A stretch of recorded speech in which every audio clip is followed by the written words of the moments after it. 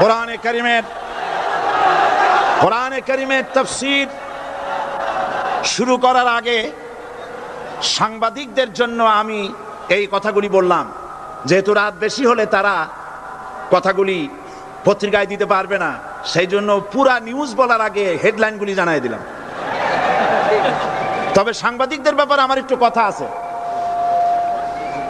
সেই কথা হচ্ছে, সাংবাদিকতা মহান পেশা।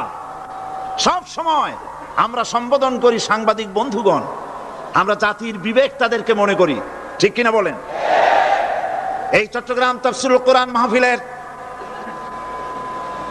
মাহফিল কি নিয়ে যা ঘটলো, সাংবাদিকদের মাধ্যমেই গোটা জাতি এবং দুনিয়া জানতে পেরেছে। ওই সব সাংবাদিকদেরকে আমি আমার অন্তরের অন্তঃস্থল থেকে মুবারকবাদ জানাই, যে সব সাংবাদিকরা জীবনের ঝুঁকি নিয়ে সত্যকে বিকশিত করেছেন। কিন্তু তার মধ্যেও কিছু কিছু সাংবাদিক আছে, আমি তাদেরকে দু একটি কথা না বলে পারবো না। বলবো? বলাই লাগবে। তার মধ্যে একটি পত্রিকা, যার নাম জনকণ্ঠ ওরফে রকণ্ঠ, এই পত্রিকাটি আজ রিপোর্ট করেছে, জনকণ্ঠ, সশস্ত্র ক্যাডার প্রহরায় চট্টগ্রামে সাঈদীর তাফসীর মাহফিল শুরু। আজকের এই লক্ষ লক্ষ জনতাকে জিজ্ঞেস করতে চাই, এই লক্ষ লক্ষ জনতা আপনারা কোন সশস্ত্র ক্যাডার চোখে দেখেছেন?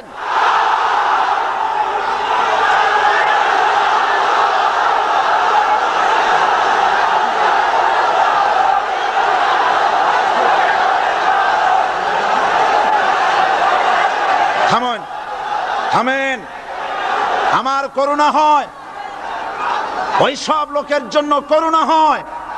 রাসূলুল্লাহকে চোখে দেখে আবু জাহেল যেমন বিশ্বাস করতে পারে নাই, এই শ্রেণীর লোকেরা এত বড় মাহফিল দেখেও কলিজায় জাহান্নামের ভয় আসে নাই।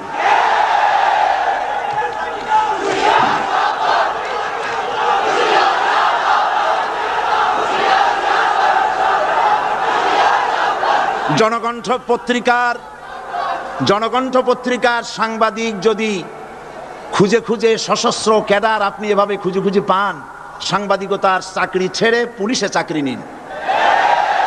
আপনার দ্বারা অন্তত পুলিশ বাহিনী উপকার পাবে। এত বড় মিথ্যে কথা লিখবেন না, আপনাকেও মরতে হবে এবং আল্লাহর কাছে আপনাকেও জবাবদিহি করতে হবে। এবার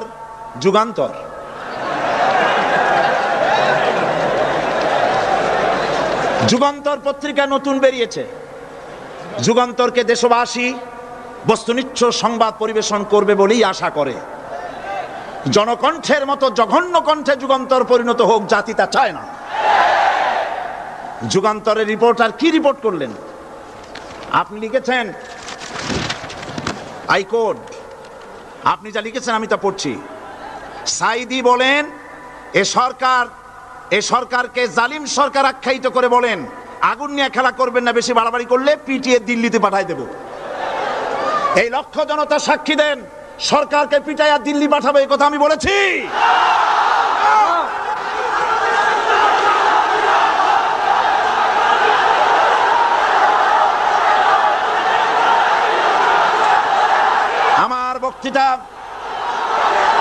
আমার বক্তব্য রেকর্ড হয়, টিভি আছে, ভিডিও আছে। আপনি এই লক্ষ লক্ষ মানুষ আপনাকে মিথ্যাবাদী মনে করবে যে আপনি একটা মিথ্যা কথা লিখছেন, কিন্তু গোটা জাতির কাছে যুগান্তর গিয়ে আমাকে আপনি কি বানালেন?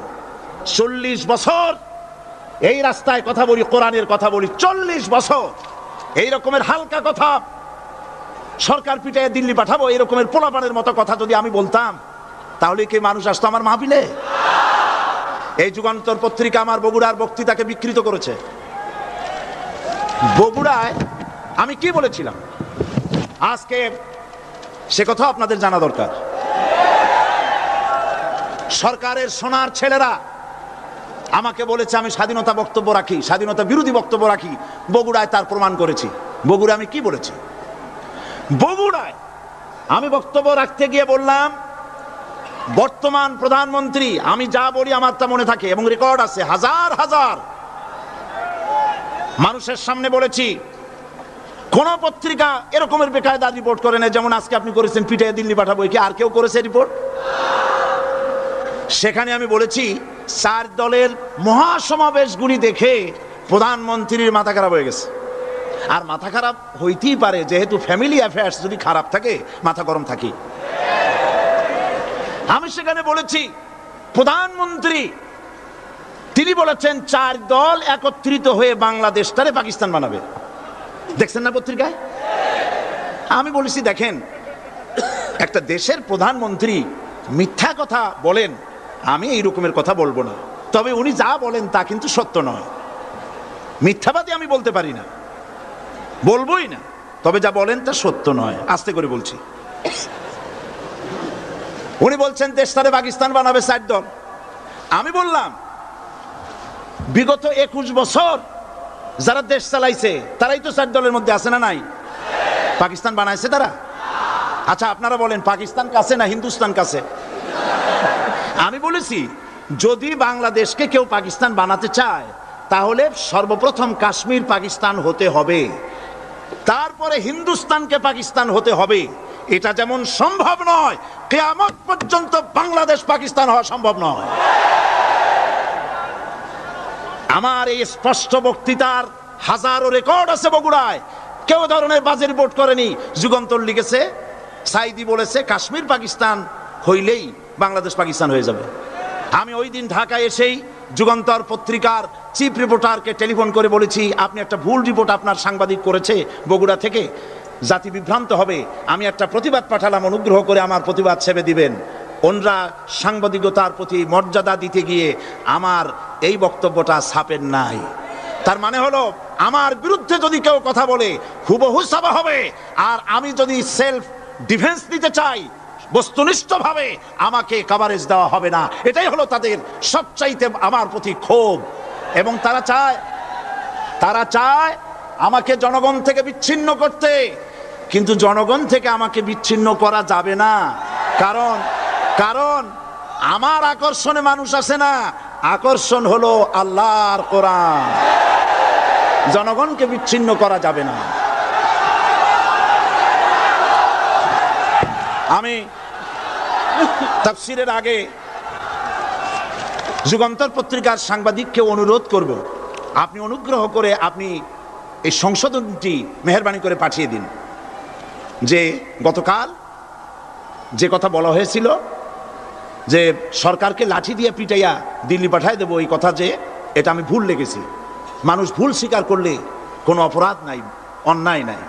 আমরা আশা করব আগামীকালের যুগান্তরে আমরা দেখব যে আপনি ভুল স্বীকার করেছেন, এর দ্বারা যুগান্তরের মান কমবে না, মান বেড়ে যাবে। আর যদি ভুল স্বীকার না করেন আল্লাহর অভিশাপের জন্য প্রস্তুত থাকবেন। দরুদ শরীফ পড়েন। আল্লাহুম্মা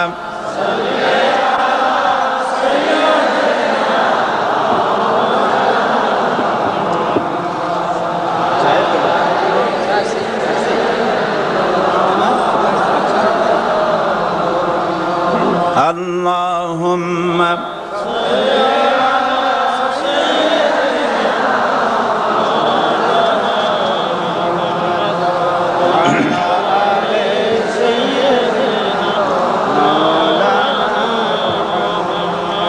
বন্ধুগণ, কোরআনে কারীম হচ্ছে বিশ্ব মানবতার জন্য সর্বশ্রেষ্ঠ হেদায়েতের কিতাব। এই কিতাব আল্লাহ রাব্বুল আলামিন অবতীর্ণ করেছেন গোটা মানব গোষ্ঠীর জন্য, পৃথিবীর সমস্ত মানুষের জন্য আল্লাহ পাক এই কোরআন নাজিল করেছেন। কোরআন কার বাণী? এই কোরআনকে যারা অনুসরণ করবে তাদের সম্পর্কে আল্লাহ পাক বলেছেন, ফামান তাবিআ হুদায়া ফালা খাউফুন আলাইহিম ওয়ালা হুম ইয়াহজানুন। কোরআন যারা অনুসরণ করবে, কোরআন যারা মেনে চলবে তাদের জন্য কোনো ভয় নাই, কোনো চিন্তা নাই। কোরআনের আইন যারা মানবে, কোরআনের শাসন যারা মানবে তাদের জন্য কোনো ভয় নাই, চিন্তা নাই। কোরআন আল্লাহ রাব্বুল আলামিন এই পৃথিবীতে তাবিজ লেখার জন্য পাঠান নাই। এ কোরআন শুধু চুমা খাওয়া মাথায় লাগাবার জন্য, বুকে লাগাবার জন্য পাঠান নাই। কোরআন পাঠিয়েছেন আল্লাহ রাব্বুল আলামিন। মানুষেরা কোরআন পড়বে, কোরআন বুঝবে, আর কোরআনের বিধান অনুযায়ী ব্যক্তি, পরিবার, সমাজ এবং রাষ্ট্র গড়বে। বলেন আলহামদুলিল্লাহ। এই জন্য কোরআন নাজিল হয়েছে। রাসূল করিম সাল্লাল্লাহু আলাইহি সাল্লাম কোরআনে কারীম দিয়ে একটি সমাজ বিপ্লব করেছিলেন। কোরআন নাজিল এর উদ্দেশ্য আর রাসূল পাঠাবার উদ্দেশ্য সম্পর্কে আল্লাহ পাক বলছেন, হুয়াল্লাযী আরসালা রাসূলাহু বিল হুদা ওয়া দীনিল হক লিইয়ুযহিরাহু আলাদ-দীনি কুল্লিহি ওয়া কাফা বিল্লাহি শাহীদা। আমি আমার রাসূলকে দ্বীন হক আর সত্যের বিধান সহকারে দুনিয়ায় পাঠিয়েছি। এই জন্যে লিইয়ুযহিরাহু আলাদ-দীনি কুল্লিহি আই লিইয়ুগলিবাহু আলা সাইরিল আদিয়ান, যাতে করে মানব গোষ্ঠীর উপরে, মানুষের তৈরি করা মতবাদের উপরে ইসলামকে যেন বিজয়ী করে দেন। ইসলাম বিজয়ী করে দেওয়ার জন্যে, কোরআনকে বিজয়ী ভূমিকা আনার জন্য আমি রাসূল পাঠিয়েছি, বিধান পাঠিয়েছি। সেই আল্লাহ পাক আমাদের জন্য এ কোরআন দিয়েছেন পৃথিবীতে আইন এবং বিধান মেনে চলার জন্যে। এই কোরআন মানুষের ইহকাল এবং পরকালের মুক্তির দিশা দেখায়। কোরআন যারা মানে তারাই শান্তি পায়, যারা মানে না তারাই অশান্তি মধ্যে বসবাস করে। আজকে আপনারা বলেন, পৃথিবীতে সবচাইতে অশান্তিতে কারা? মুসলমান। পৃথিবীতে সবচাইতে অশান্তিতে কারা? তাহলে অর্থ দাঁড়ায় এই যে কোরআন যাদের কাছে থাকবে, কোরআন যারা তেলাওয়াত করবে, কোরআনের আইন কানুন যারা পড়বে, কোরআন যাদের বাড়িতে থাকবে, তারাই সব থেকে অবহেলিত, লাঞ্ছিত হবে। অর্থ কি তাই হবে নাকি? না, তা হবে না। আল্লাহ পাক বলেছেন, তাহা মা আনজালনা আলাইকাল কুরআনা লিতাশকা। নবী হে, এই কোরআন আমি অবতীর্ণ করেছি এজন্য নয় যে কোরআন আপনার ভাগ্যকে বিনষ্ট করে দেবে, বরং কোরআন এসেছে ভাগ্যকে সুপ্রসন্ন করার জন্য। সুবহানাল্লাহ। সেই কোরআন থেকেই আমরা আলোচনা করেছি। গতকাল আলোচনা করেছিলাম সূরা আল বাকারার 255 নম্বর আয়াত। আয়াতটার নাম কি? আয়াতুল কুরসি। গতকালকের মতো আজও আসুন আমার সাথে তেলাওয়াত করেন। আউযু বিল্লাহি মিনাশ শাইতানির রাজীম। বিসমিল্লাহির রাহমানির রহিম। প্রত্যেক অক্ষরে অক্ষরে 10-10 করে নেকি এখন আমাদের নামায় আমলে লেখা হচ্ছে। সুবহানাল্লাহ। গলা ছেড়ে দিয়ে সবাই পড়েন আমার সাথে। আল্লাহু লা ইলাহা ইল্লা হুয়াল হাইয়ুল কাইয়্যুম লা তাখুযুহু সিনাতুন ওয়ালা নাওম লাহু মা ফিস সামাওয়াতি ওয়া মা ফিল আরদ মান যাল্লাযী ইয়াশফা'ু 'ইনদাহু ইল্লা বিইذনিহি يعلم ما بين أيديهم وما خلفهم ولا يحيطون بشيء من علمه إلا بما شاء وسع كرسيه السماوات والأرض ولا يؤوده حفظهما وهو العلي العظيم صدق الله العظيم। আয়াতুল কুরসি হচ্ছে কোরআন শরীফের সর্বশ্রেষ্ঠ আয়াত। সুবহানাল্লাহ। রাসূল বলেছেন আয়াতুল কুরসি হচ্ছে কোরআনে কারীমের সর্বশ্রেষ্ঠ আয়াত এবং আল্লাহ পাকের তাওহীদের ব্যাপারে, সার্বভৌমত্বের ব্যাপারে এত বিস্তারিত অল্পের মধ্যে আর অন্য কোন আয়াতের মধ্যে এভাবে আসে নাই। এই জন্য আয়াতুল কুরসির এত মর্যাদা। কালকে আরো একটি হাদিস শোনাইছিলাম, বোধহয় নিশ্চয়ই আপনাদের মনে আছে, প্রত্যেক ফরজ নামাজের পরে আয়াতুল কুরসি যে একবার পড়বে, তেলাওয়াত করবে, কিয়ামতের দিন আল্লাহ পাক তার সম্পর্কে সিদ্ধান্ত নেবেন, তাকে জান্নাত দিয়ে দিবেন। সুবহানাল্লাহ কইতে ইচ্ছে করলো না? আলহামদুলিল্লাহ বলবেন না? তার অর্থ হলো এই আয়াতুল কুরসি যদি মানুষ পড়ে আর বোঝে, আর ওই অনুযায়ী যদি আকীদা তৈরি হয়, জীবন তৈরি হয়, তার জীবন জান্নাতের জন্য তৈরি হয়ে যায়। গতকাল আল্লাহ পাকের সার্বভৌমত্বের কথা আমরা আলোচনা করেছিলাম। আজকে আলোচনা করব আল্লাহ পাকের পরিচয়। আল্লাহ পাক তিনি কে? আমরা বলি আল্লাহ। আমরা কি বলি? বলেন সবাই, কি বলি? আমি অনেকবার আপনাদেরকে এই কথাটা বলেছি, বোধহয় নিশ্চয়ই মনে আছে।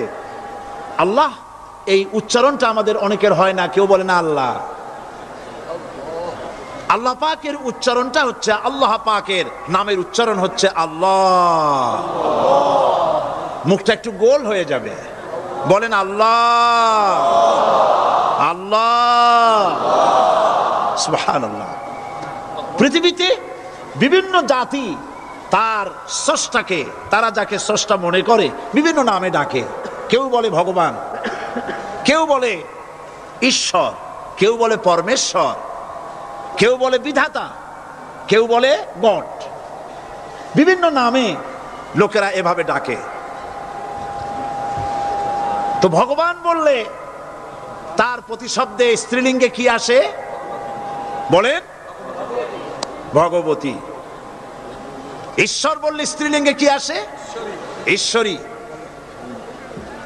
বিধাতা বললে তার স্ত্রীলিঙ্গে কি আসে? বিধাত্রী। গড এটার স্ত্রীলিঙ্গে আসলে কি হবে? তো প্রত্যেকটি, তারা যে ভাষায় আল্লাহকে ডাকে, প্রত্যেকটি ভাষায় স্ত্রীলিঙ্গে একটি প্রতিশব্দ আসে। আল্লাহ এর স্ত্রীলিঙ্গে, এর প্রতিশব্দে আরেকটি শব্দ কি গোটা বিশ্ব খুঁজে পাওয়া যাবে? জোরে বলেন, যাবে? যাবে না। এবং অন্যান্য নামগুলি সন্ধি বিচ্ছেদ করলে অর্থই হবে না।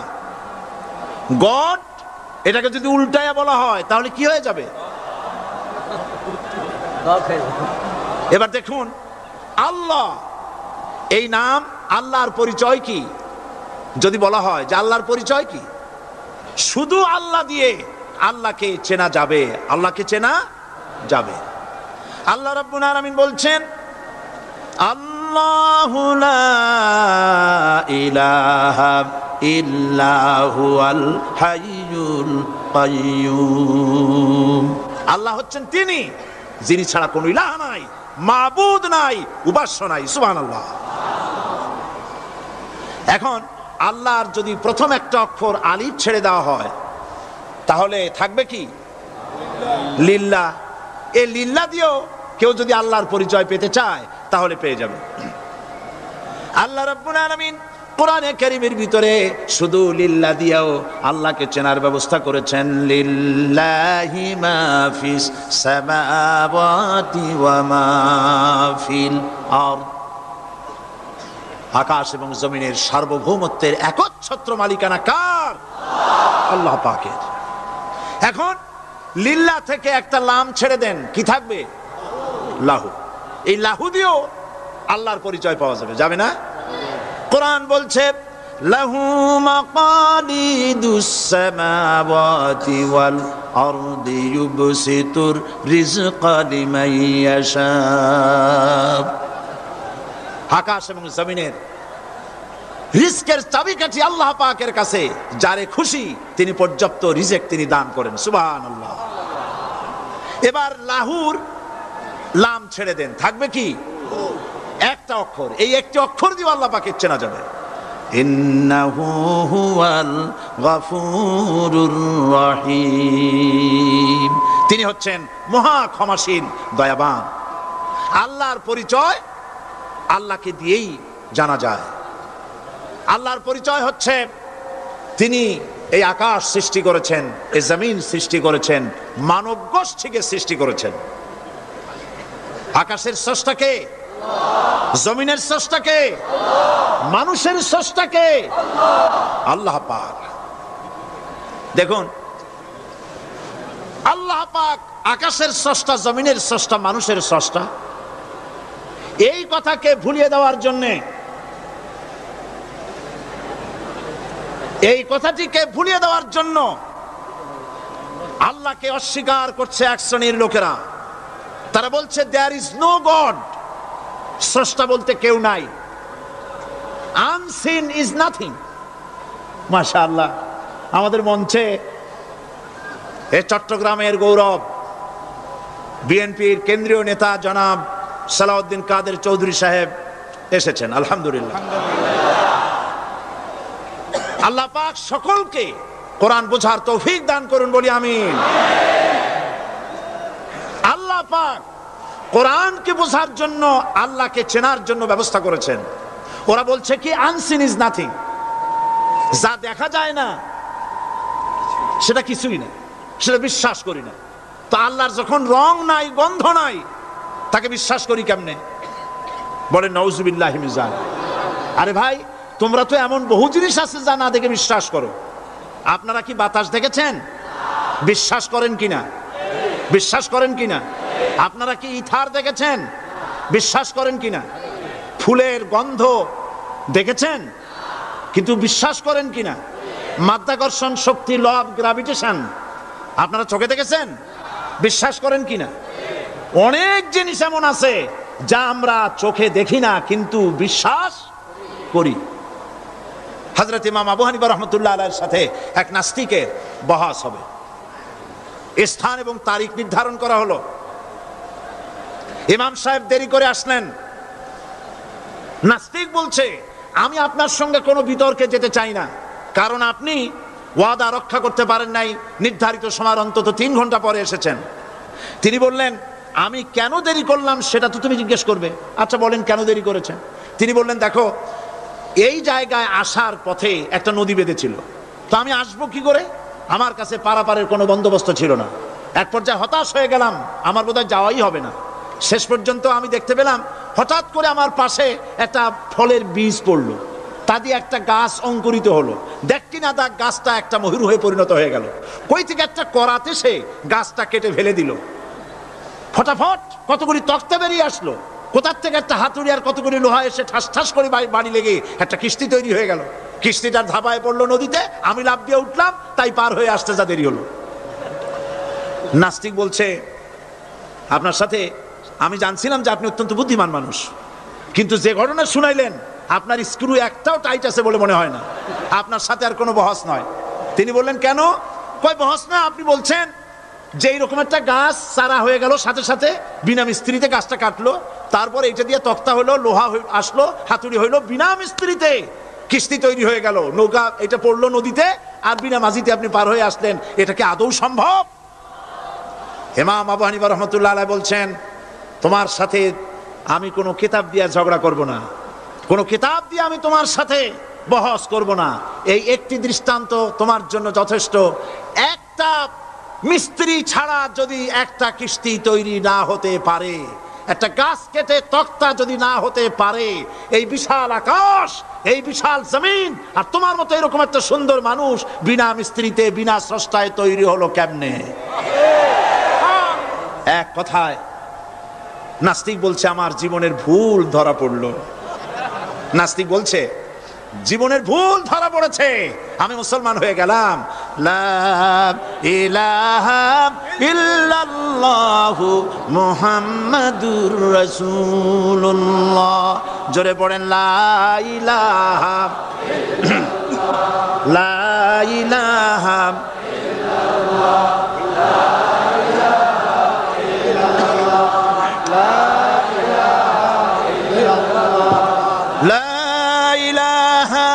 ইল্লাল্লাহ, মুহাম্মাদুর রাসূলুল্লাহ।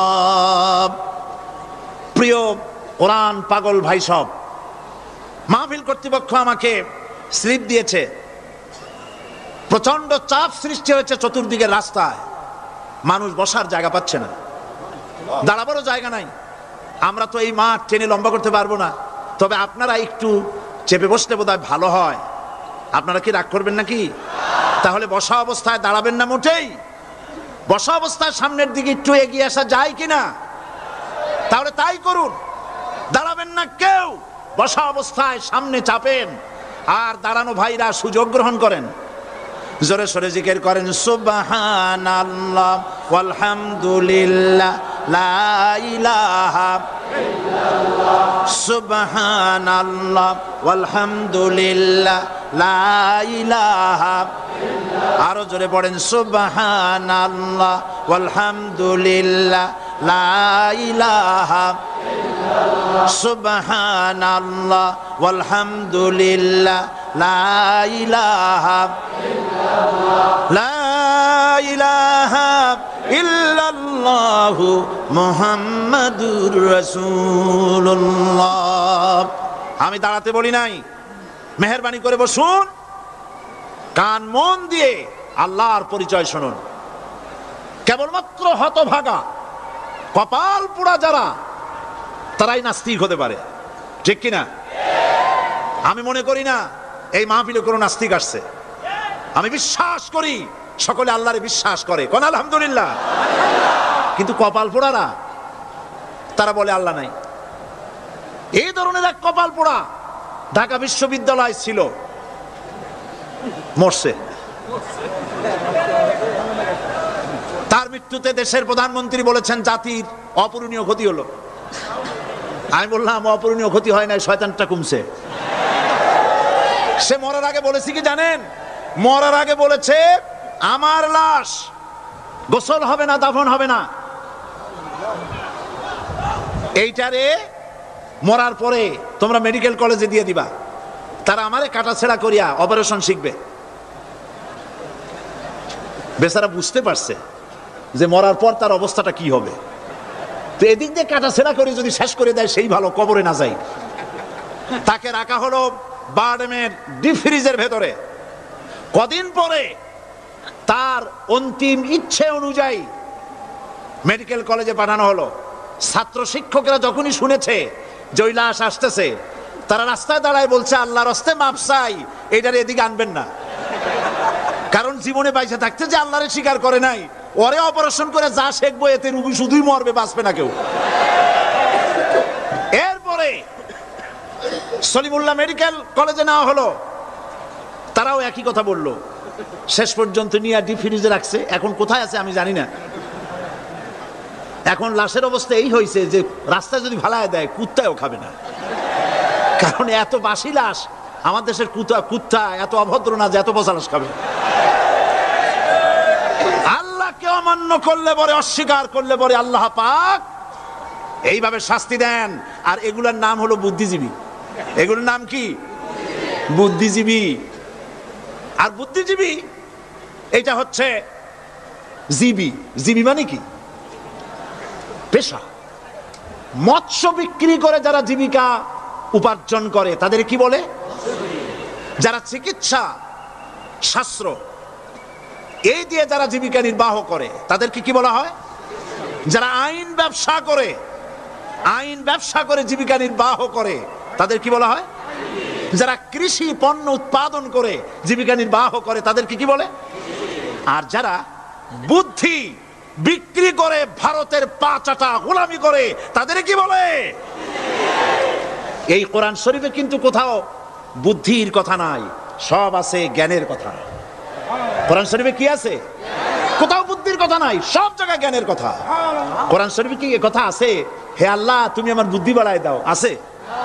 কোরআন শরীফে আল্লাহ রাব্বুল আলামিন শিখায় দিয়েছেন, বলো রব্বি জিদনি ইলমা। পড়েন সবাই, রব্বি জিদনি ইলমা। আয় আল্লাহ তুমি আমার বুদ্ধি বাড়াও নাকি? তুমি আমার কি বাড়াও? আমার জ্ঞান বাড়াও। ওয়াল্লাযীনা উতুল ইলমা দারাজাত। আল্লাহ পাক বলছেন যাকে আমি জ্ঞান দান করছি তার মর্যাদা বৃদ্ধি করে দিয়েছি। সুবহানাল্লাহ। জ্ঞানের মর্যাদা বেশি, বুদ্ধি, পৃথিবীতে শ্রেষ্ঠ বুদ্ধিজীবী হচ্ছে বুদ্ধিজীবীদের নেতা, বুদ্ধিজীবীদের সর্দার, যে তার নাম কি জানেন? শয়তান। বড় বুদ্ধিজীবীর নাম কি? শয়তান। দেখেন ওর বুদ্ধি। আর আদম আলাইহিস সালামকে আল্লাহ পাক কি দিয়েছিলেন? ইলম। কি দিয়েছিলেন? ওয়া আল্লামা আদামাল আসমা কুল্লাহা। আমি আদমকে কি দিছি? জ্ঞান দান করেছি। শয়তান হলো বুদ্ধিজীবী। ও বুদ্ধিজীবী করলো কি দেখেন, আল্লাহ পাক বললেন আদমকে সৃষ্টি করে উসজুদু লিআদামা ফাসাজাদু ইল্লা আল্লাহ রাব্বুল আলামিন উপস্থিত সকলকে হুকুম করলেন আমার আদমকে সেজদা দাও। সবাই সেজদা করলো। করলো না কে? মিস্টার ইবলিস সেজদা করলো না। আল্লাহ পাক প্রশ্ন করলেন, ইবলিস তুমি আমার হুকুম মানলে না কেন? কেন তুমি সেজদা করলে না? শয়তান তখন বুদ্ধির আশ্রয় নিল। শয়তান বলল, খালাকতানি মিন নার ওয়া খালাকতাহু মিন তিন। আয় আল্লাহ, তুমি তো আমারে বানাইছো আগুন দিয়ে, আর আদমকে বানিয়েছো মাটি দিয়ে। আনা খায়রুম মিনহু, আমি তার থেকে উত্তম। কারণ তুমি আমাকে একটা অবৈজ্ঞানিক আদেশ করেছো। মাটির গতি নিম্নমুখী আর আগুনের গতি ঊর্ধ্বমুখী। ঊর্ধ্বমুখী জিনিসকে নিম্নমুখী জিনিসের সামনে মাথা নত করতে বলা সম্পূর্ণ আনসাইন্টিফিক। এই জন্য আমি এটা মানতে পারিনি। আল্লাহ পাক বললেন কিচ্ছু না, মানুষ জায়গা না পাই আসতেছে, বসান। এখানে যারা দাঁড়িয়েছে বসা লোকেরা, তাদেরকে বসায় দেন, বসেন। আরে ভাই, আপনারা বোঝেন না কেন? আপনারা বোঝেন না কেন? সরকারের সোনার ছেলেরা এইখানে আসার সাহস করবে না। জায়গা পায় না।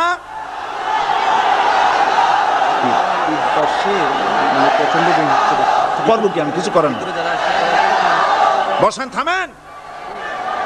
মানুষ বসার জায়গা পাচ্ছে না বলে অসুবিধা হচ্ছে। নড়াচড়া কেউ করবেন না, কোন আওয়াজ করবেন না। আল্লাহ তৌফিক দিন, জোরে কোন আমিন। আল্লাহ পাক বলেন, ইন্নাকা রাজিম মারদুদ, তোর উপরে আল্লাহর লানত, অভিশাপ, আমার দরবার থেকে বেরিয়ে যা। তাহলে এই হলো বুদ্ধির দশা। এবার দেখেন জ্ঞানের দশা কি। জ্ঞান দেওয়া হয়েছিল কারে বলেন? একটা জিনিস লক্ষ্য করুন, আল্লাহ পাকের হুকুম শয়তান লঙ্ঘন করেছে। আদম আলাইহিস সালামও হুকুম কি করেছেন? অমান্য করেছেন। করেন নাই? ভয় পান নাকি বলতে? আদম আলাইহিস সালাম আল্লাহ পাকের হুকুম অমান্য করছেন কিনা? অমান্য করেছেন। কি আল্লাহ পাক বলেছেন? এই জান্নাতের সব কিছু নাজ নেয়ামত ভোগ করো, কিন্তু এই গাছের কাছেও যেও না। নিষেধ করেন নাই? হযরত আদম আলাইহিস সালাম ভুল করলেন, আল্লাহ নিষিদ্ধ বৃক্ষের কাছে গেলেন, স্বামী স্ত্রী দুজনে নিষিদ্ধ ফল ভক্ষণ করলেন।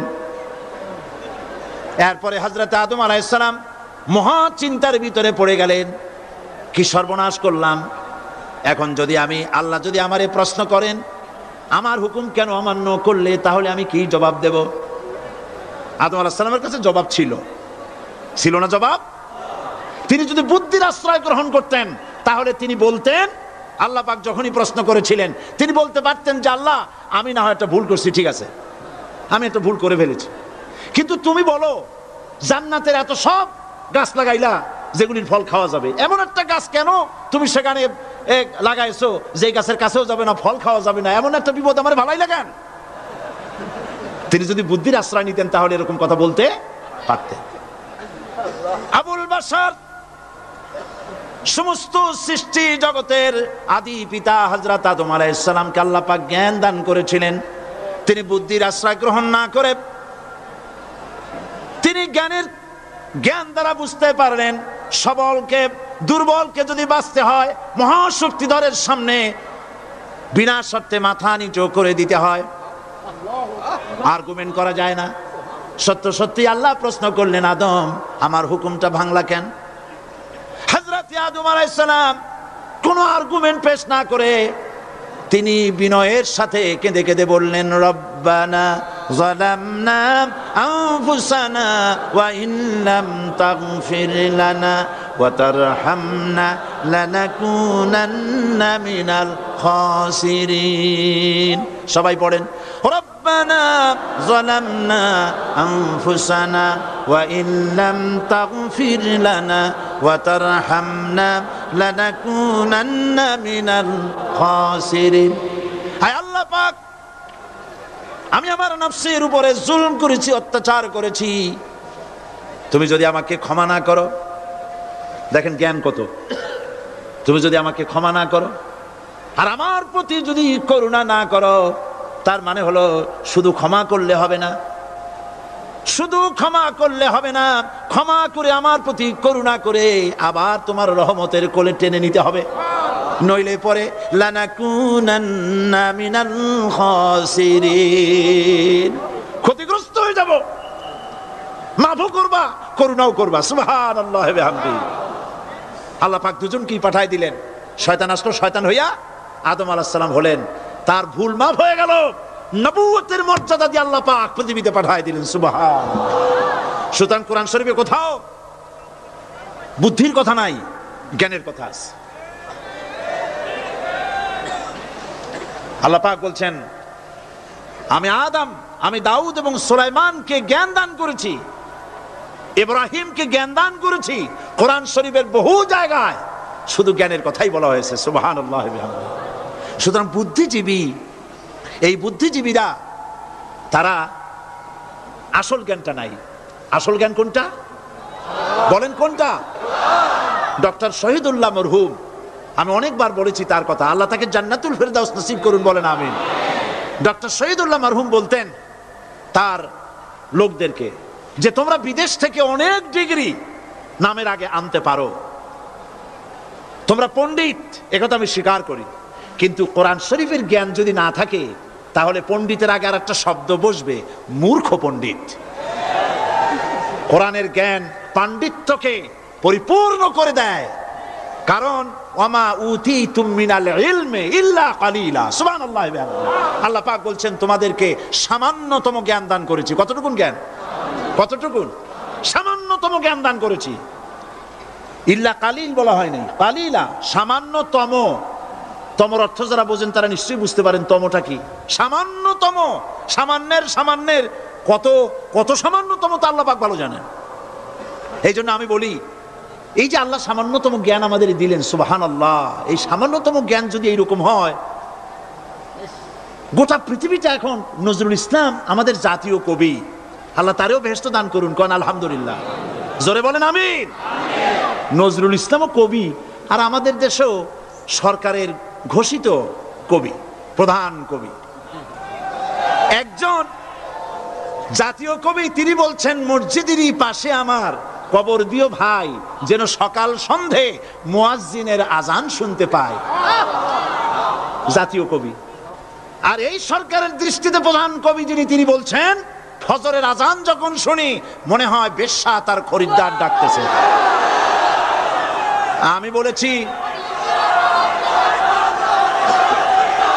আমি বলেছি এটা তো তুমি শুনবাই, কারণ ছাত্র জীবন থেকে ওই আওয়াজ শোনার যাদের অভ্যেস, বুড়া হইছে এখনো বেশ্যার আওয়াজ ছাড়ার কানে কিছুই আসে না।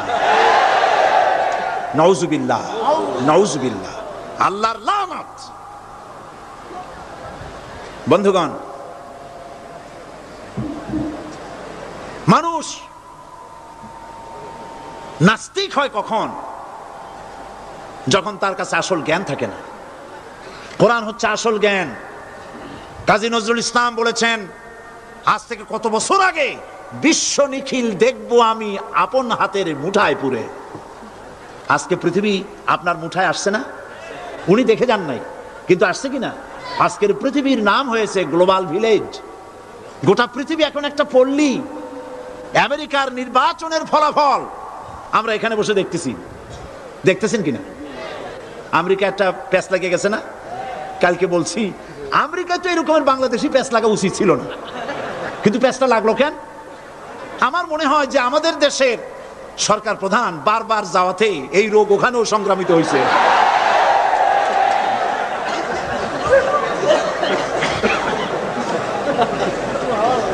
মূল বক্তব্য যেটা, সেটা হচ্ছে